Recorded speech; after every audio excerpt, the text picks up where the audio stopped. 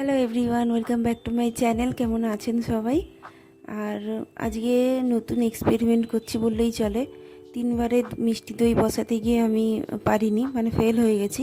এইবারে ইউটিউব থেকে খুব ভালো করে দেখে আর মিষ্টি দই বসানোর চেষ্টা করছি। জানি না এবারেরটাও কেমন হবে। আর আমারটা কেমন যেন হয়ে যায়, জমতে চায় না। এখানে দানা দানা আছে বলে দইগুলো ভালো করে এটাকে সাথে মিশিয়ে নেব। দইটা ফেটিয়ে নিয়েছি, একটু টক দই তো মিশে দিতে হয়, তো চিনি দিয়ে ভালো করে দুধটাকে ফুটিয়েছি। চিনি দিইনি, মানে ক্যারামেল তৈরি করেছি, তো ক্যারামেলটা আরেকটু হয়তো হতো। কালারটা, দইয়ের কালারটা মানে একটু জাস্ট এসছে। তো চলুন, দোকানের একটা হাঁড়ি ছিল, ওই হাঁড়িটা পরিষ্কার করে রেখেছিলাম, মানে দোকান থেকে মিষ্টি দই এসেছিলো, ওই হাঁড়িটা পরিষ্কার করে রেখেছিলাম, তো ওই হাঁড়িটাতেই বসাবো। দেখি কি হয়। এটা খুব এক্সাইটেড আমি যে কালকে এটা জমবে কিনা ঠিকঠাক। আর যা গরম পড়েছে সম্ভবত জমে যাবে, মানে ফেল হব না মনে হচ্ছে, জানি না। চলুন, আপনারা ব্লগটার সাথে থাকবেন। দইটা বসাচ্ছি, কেমন হয় আপনাদের কালকে সকালবেলা দেখাবো। কাল আছে রবিবার, আর বাবুন ঘরেও থাকবে। তো চলুন, এটাকে সেট করে রেখে দেবো। মা বললেন যে ঘরে তো ইঁদুর পোকামাকড় অনেক কিছুই থাকে, তো একে হাঁড়ির মধ্যে বসিয়ে দাও, বসিয়ে দিয়ে কিছু একটা চাপা দিয়ে দিতে, গরমে জমে যাবে, কিচ্ছু হবে না। আর আমার আজকে 8টা বাজে, এখন রান্না কমপ্লিট হয়ে গেছে।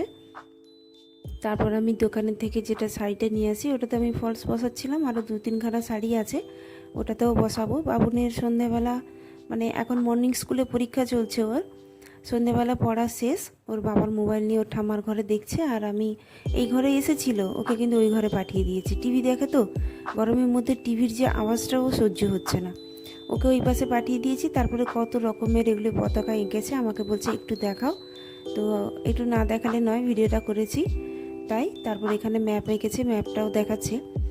আর আজকে রবিবার, মাংস হবে, চিকেন হবে, তো গেছে আনতে ওর বাবা। আর আমি আস্তে আস্তে রান্না বসাবো। তারপর দুটো ঘর পুরো অন্ধকার করে রেখেছি, প্রচণ্ড পরিমাণে গরম, মানে বাতাসে লু বইছে। সকাল 7টা বাজলেই, 7টা থেকেই গরম শুরু। আর ওই জন্যই ঘর দুটোকে পুরো অন্ধকার করে রেখেছি, যাতে ঘর দুটো গরমটা না হয়ে যায়, কারণ রোদ পড়ে তো, ওই জন্য হয়তো। প্রত্যেক দিন সন্ধেবেলা ভাবি যে একটু করে সুজি করব। সুজিটা আর করে হয়ে ওঠে না, কারণ এখান থেকে ঘর থেকে সব কিছু শেষ করে টেলার যাই, টেলার থেকে এসে আবার করতে ইচ্ছে করে না। দইটা ফ্রিজে প্রথমে রেখে দিয়েছিলাম, তো মাকে দেখাবো বলে, মা ছিলেন না সেই সময়, ছাদে গিয়েছিলেন। তারপরে মানে স্নান করবেন বলে ছাদে গিয়েছিলেন, তারপর ভুলে গিয়েছিলেন যে মাথা ধোবেন। এসে শ্যাম্পু পাতা কাটতে বসেছেন বটিতে, বাবুনের পড়া শেষ। আর দইটা নরম হয়েছে, তো মাকে দেখালাম আগে যে মা, দইটা নরম হয়েছে, কি করব। আর বাবুনের বাবা মাংস এখনও আনেনি, মানে আনতে গেছে। তারপর আমি এখানে আগের কাজগুলো কমপ্লিট করে রাখছি। ডাল করব, চাটনি করব, ভাত হবে আর মাংস হবে।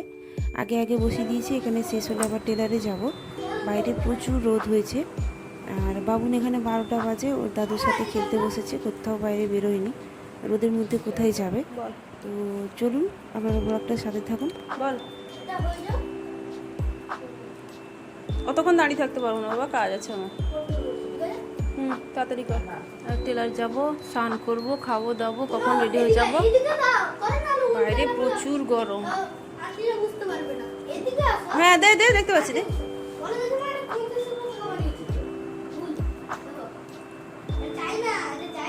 নে কর, ওগুলো পড়বে নাকি? যা পারিস কর। গরমে জীবন চলে যাচ্ছে। এই যে চাটনি হয়ে গেছে, আর মাংস বসাচ্ছি। আজকে কাঁচা লঙ্কা দিয়ে রান্না করবো, কাঁচা লঙ্কা দিয়ে একদম হালকা করে করবো। এই গরমের মধ্যে মাংস মানে কড়াটা নড়তেই থাকে। আলু ভাজা হয়ে গেছে, মাংস ম্যারিনেট করে রেখেছি, আর বাসন পড়ে আছে, সব ধোবো। বাইরে প্রচুর গরম, কিছু করার নেই, ফ্যান চলছে। কবে যে এই গরমটা যাবে। এই বছর একদম বৈশাখ মাস হয়ে গেল, এখনো পর্যন্ত বৃষ্টি নেই।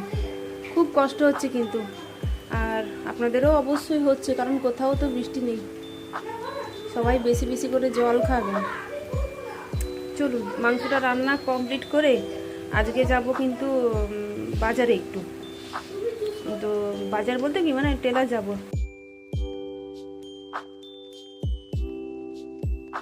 তো সেখান থেকে মানে ফ্রিজ থেকে দইটা বের করে যখন খুলে মাকে দেখাই, মা বললেন যে একটু নরম আছে, পুরোপুরিভাবে সেট হয়নি, একটু রোদে দিয়ে দিতে সামনে। তো এখন তো প্রচণ্ড পরিমাণে গরম, তো রোদে দিয়ে দিলে হয়তো আরও সেট হয়ে যাবে।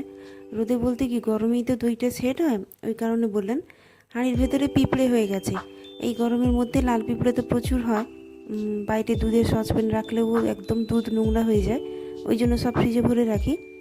চলুন এটাকে একটু তাহলে বাইরে রোদে দিয়ে আসি, তারপর না হয় একে তুলে এনে আবার ফ্রিজে রাখবো। এই করতে থাকি। এবারেও মনে হচ্ছে আমি ফেল। সেট হয়েছে, কিন্তু মানে খুব যে গাঢ় হয় যে দইটা, দোকানের দইটা কি হয় একটু টাইটলিভাবে বসে, তো আমরা দেখছি দইটা একটু নরম হয়ে গেছে, কেন জানি না। তো চলুন, ঠিকঠাক আপাতত হয়েছে। এর আগে তো একদমই জমতো না, ছানা মানে দই কেটে ছানা হয়ে যেত এইরকম। আর এখন এই যে দই হয়েছে, আমার অনেক কপাল ভালো। তো চলুন একে একটু বাইরে রোদে দিয়ে আসি, তারপর বাবুনকে স্নান করাবো, নিজে স্নান করবো, টেলার যাব, বাবুনকে খেতেও দেবো, নিজে খাইয়ে দিতে হবে। নাহলে ও ঘরে থাকলে ঠাম্মার কাছ থেকে একদম খেতে চায় না, আমি থাকলেই বকাঝকা দিয়ে খাওয়াতে হয়। ছেলেটা শরীরটা দেখলেই বুঝতে পারবেন যে কিছু খেতে চায় না। তো চলুন, খাওয়া দাওয়া শেষ হয়ে গেছে, এখন রেডি হয়ে নিয়েছি, বৌদি এসে সামনে দাঁড়িয়ে আছে, একদম যাব।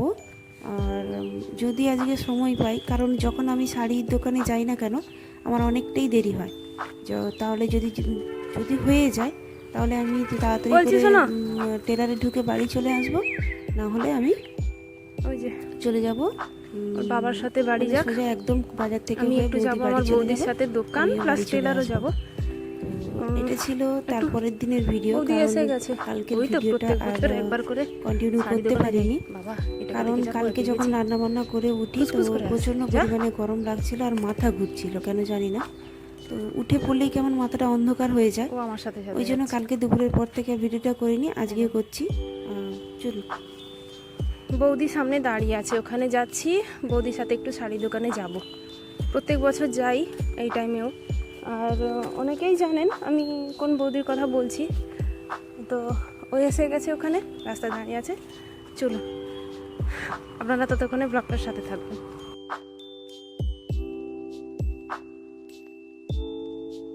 মার্কেটে বৌদির সাথে দেখা হয়েছিল, তারপর ওখান থেকে হয়ে আমরা দুজন চলে এসেছি। এই বস্তাগুলো যে দেখতে পাচ্ছেন, এগুলোতে শাড়ি, কুর্তি অনেক কিছুই আছে, কিন্তু কাকিমা নেই। আর বস্তা থেকে খুলে যদি বের করে আমরা পছন্দ করে নিই, তাহলে কাকিমা জানে যে এগুলো পছন্দ করেছে দিয়ে দেবে।